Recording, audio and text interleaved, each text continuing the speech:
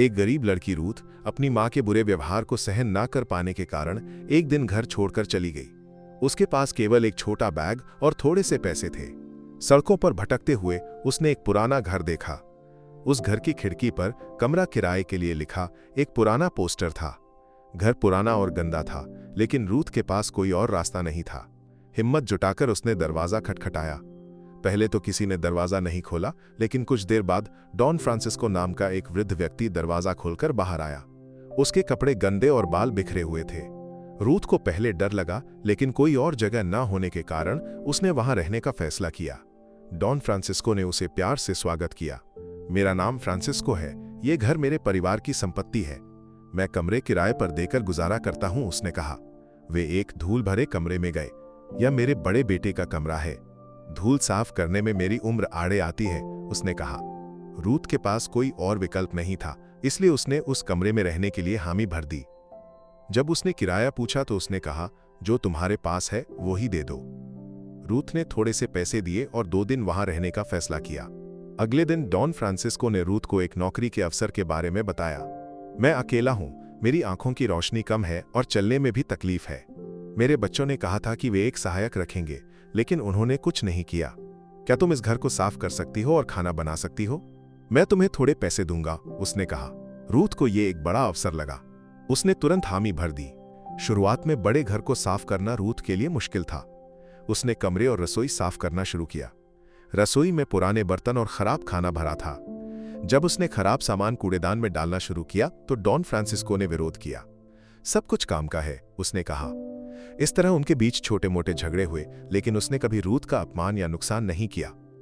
यह रूथ के लिए एक नया अनुभव था, क्योंकि उसके घर में उसे अपमान और मारपीट का सामना करना पड़ता था। रूथ ने गौर किया कि डॉन फ्रांसिस्को के बच्चे कभी उसे फोन नहीं करते थे। जब उसने उनके बच्चों का पुराना सामान कूड़ेदान में डालने की कोशिश की तो उसने कहा, मेरा बेटा आएगा और इसे ले जाएगा। रूथ को बुरा लगा। क्या तुम्हारे बच्चे फोन नहीं करते? उसने एक बार पूछा। वे व्यस्त हैं। अगर मैं फोन करूं तो उन्हें परेशानी होगी, उसने उदासी से कहा। उसने बताया कि उसके पोते पोतियां हैं, लेकिन उसने उन्हें सालों से नहीं देखा। 1 महीने बाद डॉन फ्रांसिस्को ने रूथ को पहली तनख्वाह दी। ये ज्यादा नहीं थी, लेकिन रूथ खुश थी।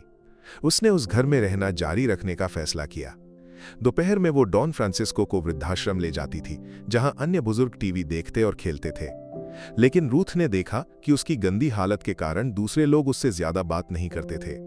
एक दिन रूथ ने डॉन फ्रांसिस्को के बाल और दाढ़ी काटे और उसके कपड़े साफ किए।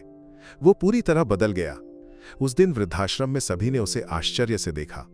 क्या तुम्हारी सहायक ने यह बदलाव किया? उन्होंने पूछा। डॉन फ्रांसिस्को ने रूथ को मेरे दोस्त की बेटी कहकर पेश किया। उस दिन अन्य बुजुर्गों ने रूथ से पूछा कि क्या वो उनके घर भी साफ कर सकती है।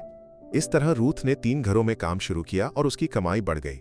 एक दिन डॉन फ्रांसिस्को ने रूथ से कहा कि उन्हें कहीं जाना है। वे एक सरकारी दफ्तर गए, जहां उसे हर 2 महीने में मुफ्त राशन मिलता था। मैं एक रिटायर्ड शिक्षक हूं। ये मदद मेरी जिंदगी आसान बनाती है, उसने कहा। उसने बताया कि वो एक कलाकार भी था और चित्र बनाता था। इन बातों ने रूथ के मन में उसके लिए सम्मान बढ़ा दिया। कई महीनों बाद डॉन फ्रांसिस्को रूथ को तनख्वाह नहीं दे पाया। मेरे बच्चों ने पैसे भेजना बंद कर दिया। मैं तुम्हें नौकरी पर नहीं रख सकता, उसने उदासी से कहा। रूथ ने उसे सांत्वना दी। मैं तुम्हारे लिए मुफ्त में काम करूंगी, उसने कहा। लेकिन अन्य घरों से भी कमाई कम थी। उदासी के साथ खाना बनाते समय वो सोच रही थी कि सरकारी राशन को लंबे समय तक कैसे इस्तेमाल किया जाए। एक शनिवार को रूथ खाना लेकर बाहर आई तो उसने देखा कि डॉन फ्रांसिस्को बगीचे में कुर्सी पर सो रहा था। उसे पुकारने पर कोई जवाब नहीं मिला। डरते हुए उसने जांच की तो पता चला कि वो मर चुका था। रूथ को बहुत दुख हुआ। पुलिस ने उसे कुछ दिनों के लिए हिरासत में रखा, लेकिन बाद में पता चला कि उसका मौत से कोई लेना देना नहीं था। जब डॉन फ्रांसिस्को के बच्चों को बुलाया गया तो उन्होंने केवल संपत्ति के बारे में पूछा। पुलिस ने रूथ को एक ऑडियो रिकॉर्डिंग सुनाई। उसमें डॉन फ्रेंस छोटी ईस्को ने कहा, रूथ, तुम्हारी तनख्वाह न दे पाने के लिए माफ करना। मेरे मरने के बाद तुम्हें वो मिलेगा जो तुम्हारा हक है। सब कुछ पहले से तय है। रूथ रो पड़ी। पुलिस ने उसे छोड़ दिया और वो बैंक की ओर दौड़ी। वहां उसके खाते में एक बड़ी रकम थी।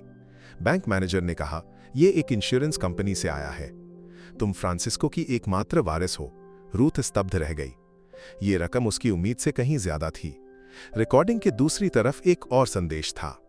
एक पुराने रेडियो पर उसने उसे सुना, रूथ, ये पैसा मैंने अपने बच्चों के लिए बचाया था, लेकिन तुम्हारा प्यार और देखभाल देखकर मैंने इसे तुम्हें देने का फैसला किया। तुम मेरी बेटी जैसी हो, तुम्हारी मौजूदगी ने मेरी जिंदगी को खुशी दी, उसने कहा। रूथ की आंखें आंसुओं से भर गईं। उस पैसे से रूथ ने डॉन फ्रांसिस्को का घर खरीद लिया। उसके बच्चों ने संपत्ति के लिए लड़ाई की, लेकिन रूथ जीत गई। उसने घर को नया रूप दिया और उपेक्षित बुजुर्गों के लिए एक देखभाल केंद्र बना दिया। उसका नाम डॉन फ्रांसिस्को के नाम पर रखा। रूथ की जिंदगी बदल गई और उसने अपने प्यार का फल अनुभव किया।